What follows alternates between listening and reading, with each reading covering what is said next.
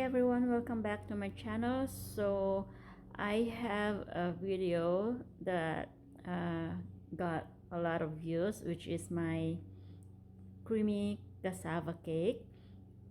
So I wanna make another cassava cake recipe for tonight, and then I think it's the same ingredients, but I'm gonna make it more, upgraded this time, because the last time I made was, it doesn't have a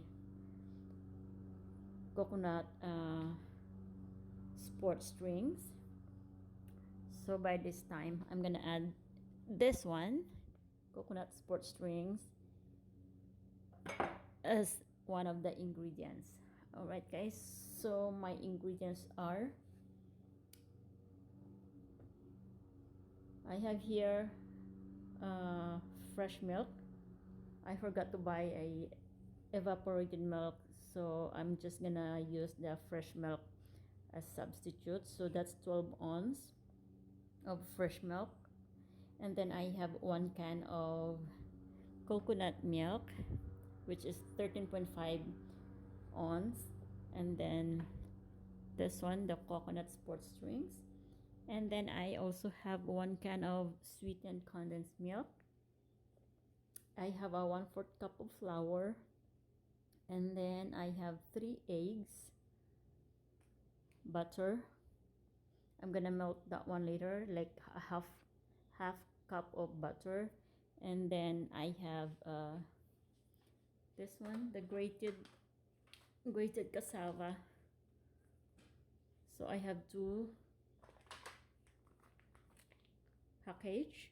It's 16 ounces per package. Ayan. So yan po guys yung ating ingredients, and of course we have this one para sa ating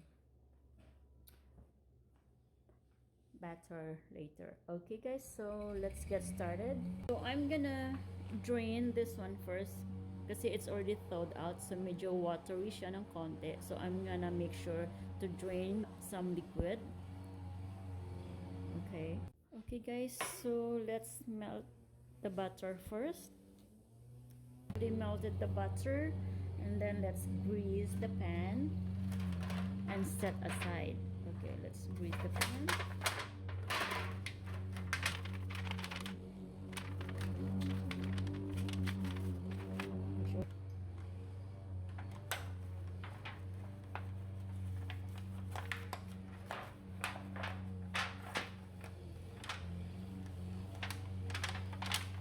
Into the large mixing bowl, let's combine all the cake ingredients. Ingredients are, of course, the grated cassava. So, let's all combine. Ito na po guys yung dalawang cup ng grated cassava. Then add the eggs.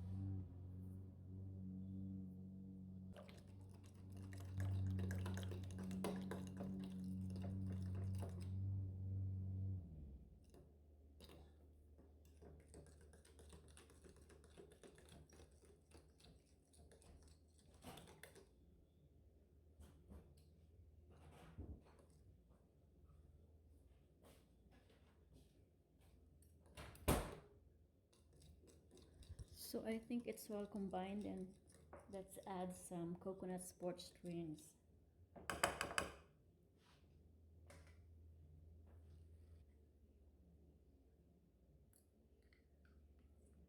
So by the way guys, I forgot to show you also we need a grated cheese later for the topping.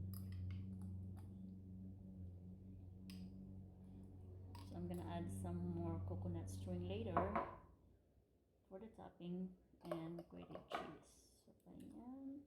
Let's combine well.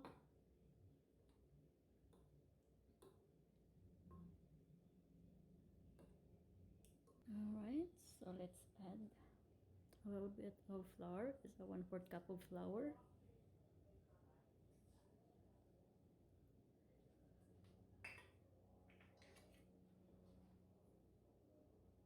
So bakit may flour guys? Kasi feeling ko lang pag may flour siya, yung consistency niya is softer. Unlike cassava alone, medyo matigas siya or hard. So that's why I'd like to add a 1/4 cup of flour.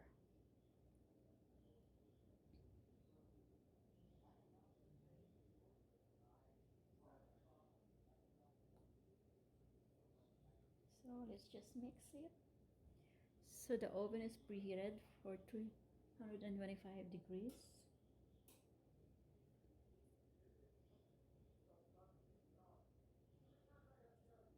So okay, let's pour the batter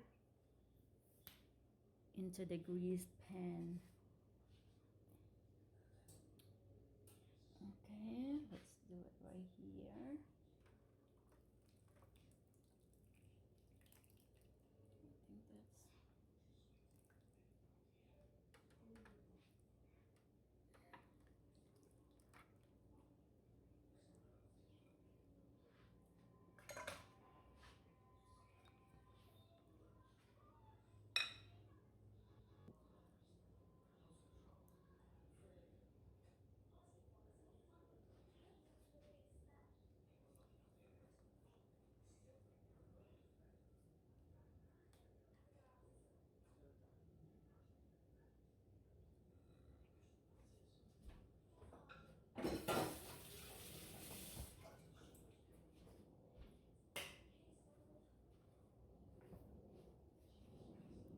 so the oven is ready. So we are going to bake it until top is no longer liquid.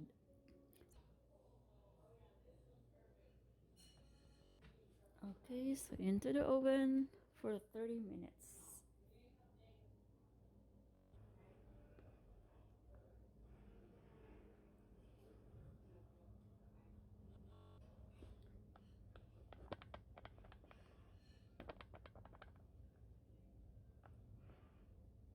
Timer is down to 28 minutes, so let's wait a little bit longer. So I think our cassava is done. No, it's not. So let's set the oven from bake to broil because we're gonna put the toppings and we will broil it. Okay. So first we have to take this out here. Okay.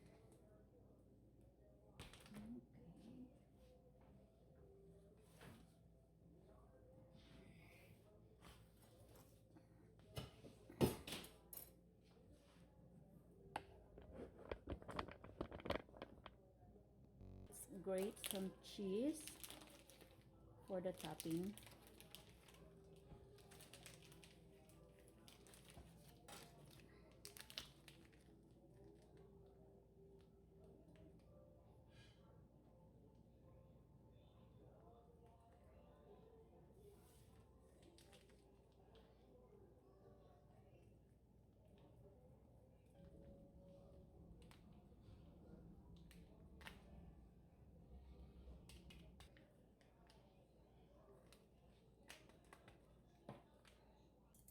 And then I'm gonna add more of the coconut sports drinks.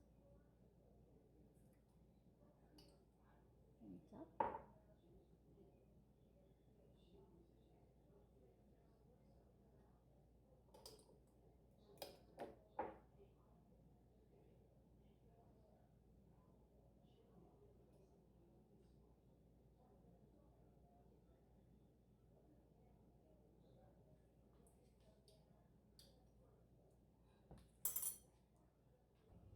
Let's spread out.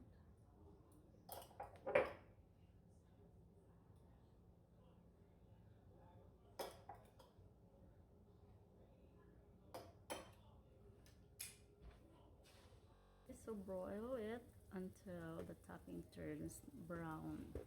Yan. It gets done.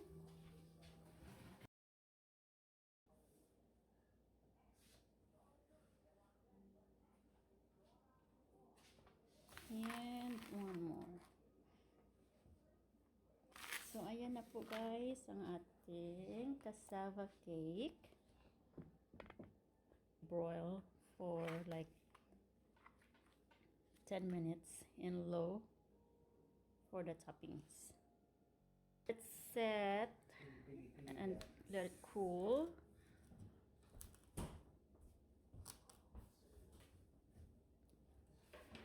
Before you slice it.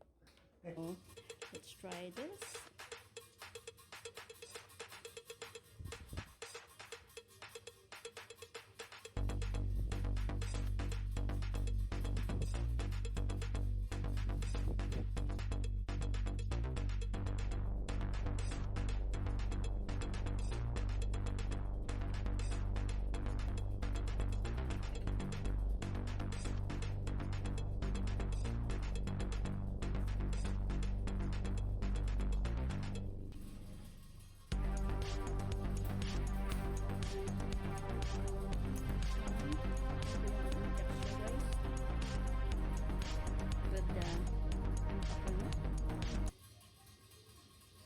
Let's taste it.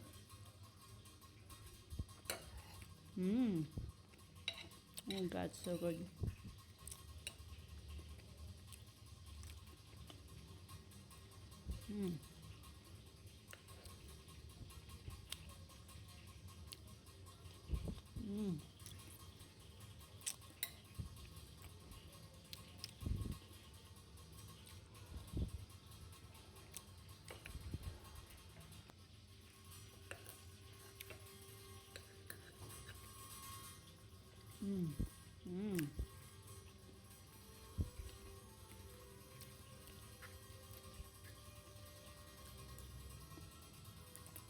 So good.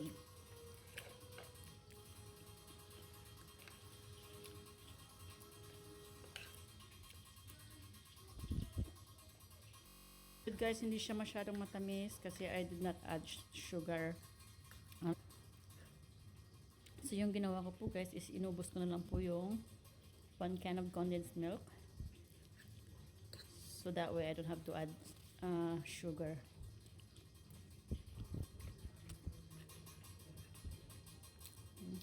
Sarap.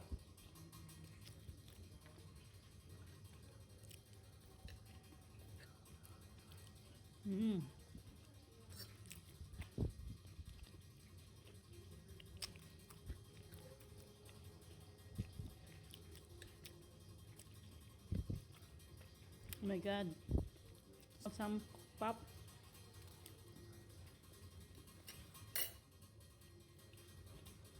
Parang gusto ko ba guys?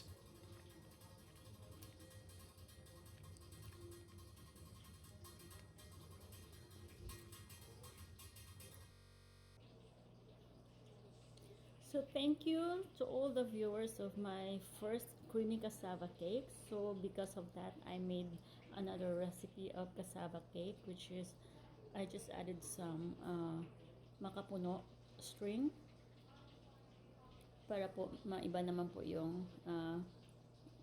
ano niya. I mean, para may kaibahan naman po siya.